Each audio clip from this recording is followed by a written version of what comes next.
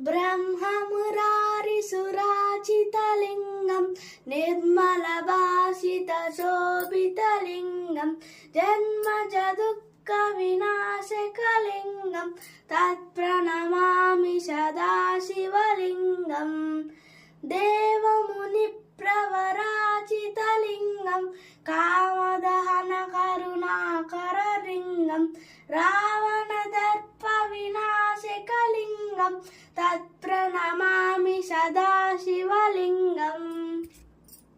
सर्वसुगन्धसुलेपितलिङ्गं बुद्धिविवर्धनकारणलिङ्गं सिद्धसुरासुरवन्दितलिङ्गं तत्प्रणमामि सदाशिवलिङ्गम्